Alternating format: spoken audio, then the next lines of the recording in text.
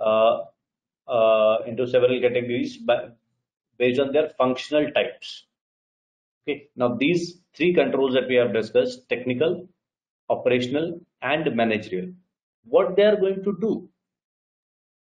Okay, what they are going to do, the functions, according to the functions over here. Okay, can be preventative, can be detective, can be corrective. Now the managerial control can be at any point.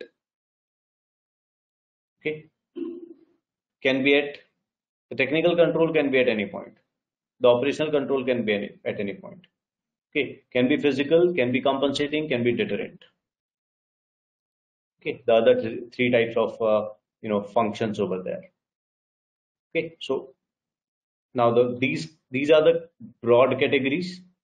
Okay, technical controls, operational controls, and the managerial controls. Okay, these are the broad categories.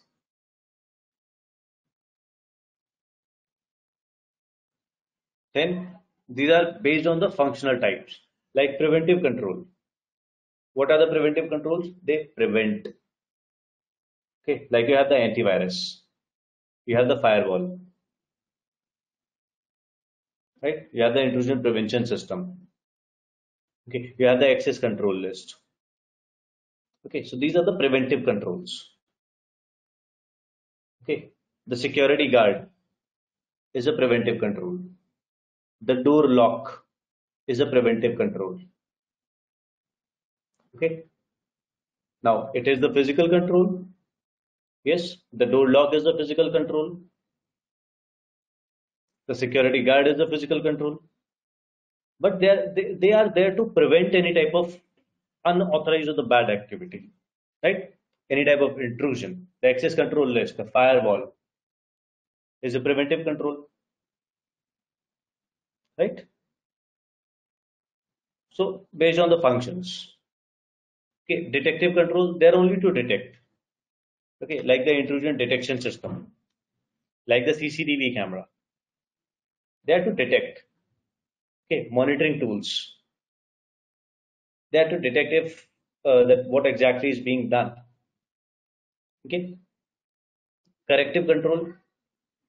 They basically, you can say, reduce the impact of the intrusion.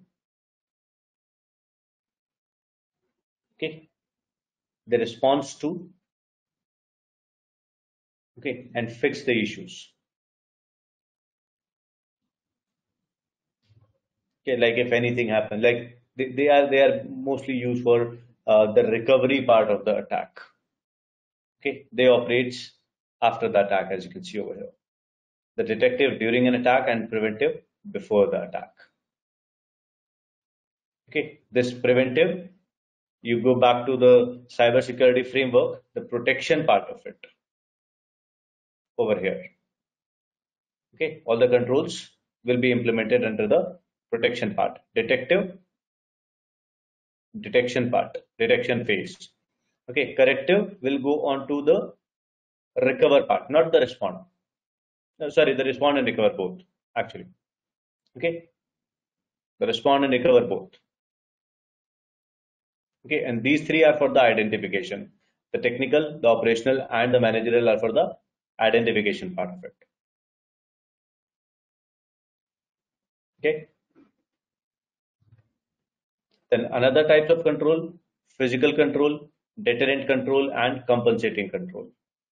Physical control, just like we saw, we can have the physical things.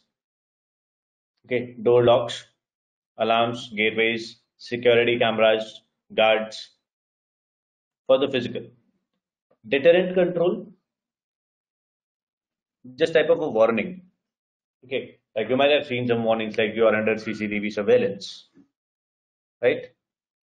No trespassing, right? So those are the deterrent controls that basically not prevent any type of attack, but yes, if someone sees that okay, there is a CCTV camera, so they will avoid doing the activity that will be detected by the CCTV, right? Psychological effect will be there. Basically, psychologically, they will discourage the attacker from attempting an intrusion. That's basically the deterrent controls over there. Okay, like if you spit in some, in some areas, it's mentioned over there that if you spit, you need to pay a little bit of amount as a fine over there, right? To protect the to not to pay the fine, you stop doing that particular activity, right? So that's basically the deterrent control. Then compensating control, substitute for a principal control. Okay, like for example, lightning is a principal control. Okay, if there is a power cut, okay, if there is a power cut, then the uninterrupted power supply is the compensating control to that. Okay, if the primary side goes down, then the backup side is the compensating control for that. Correct? In order to compensate that particular type of activity, that particular type of incident in the real time. Clear? Understood the functions and the categories of the controls with the examples. Anything if you would like to say and ask, you can.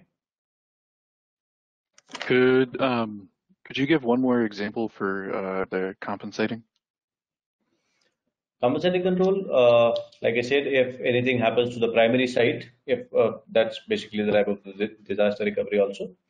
Okay, the disaster recovery plan, the compensating controls are mostly used over there.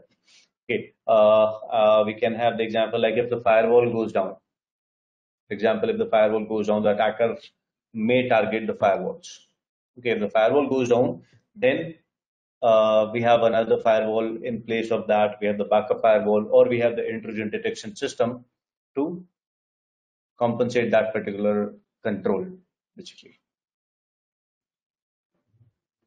Okay, that's where we use a series of controls.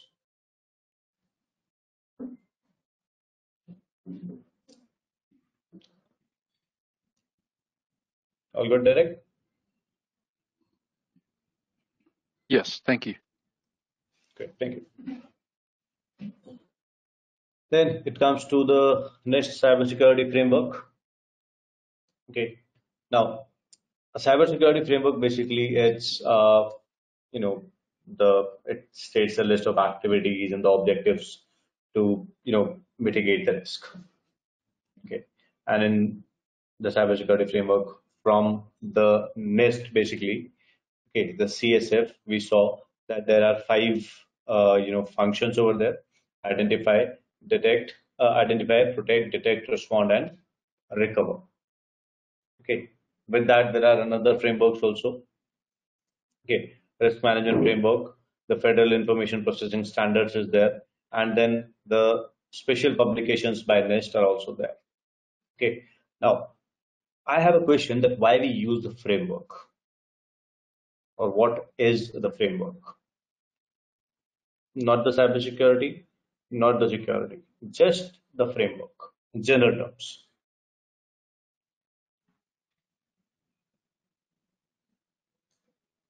Is it to sort of have like a baseline that's easy to keep everything similar? Mm-hmm. Good. Good.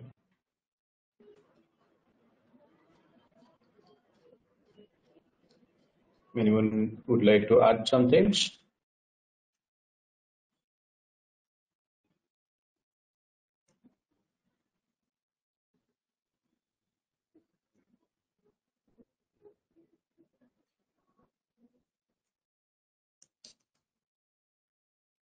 Okay, so when it comes to a framework, as Derek said, it's kind of a baseline. Okay, it's basically I need to add some more things over there. It's just kind of a SOP, the statements of procedures.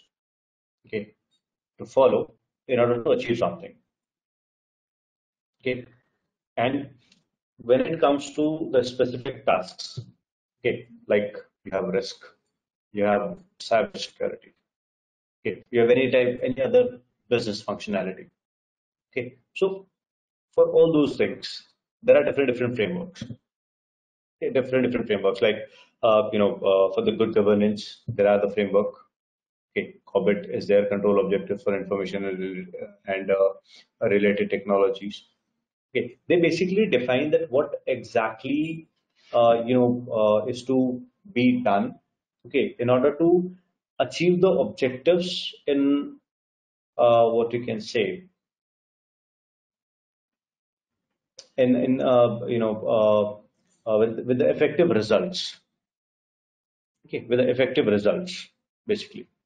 Okay, if you have a framework, then it will be very easy for you to see and verify that whether everything is being done or not in an easy manner, you can say, right? And if you do not have, just like the methodology, if you do not have the methodology, if you do not have the framework, you do the things, but it's not on the line, or the objectives will be achieved, but be late, right? So in order to get those things in easy manner and with the effective results or the timely results, so for that the frameworks are there. Okay, so cybersecurity framework will define the cybersecurity capabilities of the organization. Okay, and what are the things to be done? Like objective statements will be there. Okay, it will list the activities and objectives to mitigate the risk, mitigate the vulnerabilities or the threats over there. All right. The risk management framework specifically will talk about the phases of the risk management. Okay, risk identification, risk assessment, risk response, and risk monitoring. Okay, or risk review. Okay, Federal Information Processing Standards (FIPS). They are basically for the federal agencies mostly. Okay, special publications are the guidelines. Okay, for each and every task, you can say. Like for the incident management, there is a specific guideline. For the security, for the number of security controls, or all the security controls, which security controls you can choose. You have the list over there. Okay, so in the special publications, there are different special publications by uh, NIST, basically. Okay, the guides over there for the risk management, for incident management, for forensics investigation, for incident response. Okay, everything. Okay, for all the controls, they are there. Okay, so the guides are there, that what are the controls available and how to use the controls over there. Okay, that's basically is the special publication, and mostly these special publications are defined for the federal agencies. And NIST is basically their National Institute of Standards and Technology is there, that defines the standards or the guidelines for the federal agencies out there. Okay, all the federal agencies in US, they follow the guidelines by the NIST. Okay, and those are not the standards, that's for sure, but yet most of the organizations are following these guidelines. Okay, not the mandatory requirements, but the, you can say, the best practices, basically. Okay, the best practices are there basically by NIST. Okay,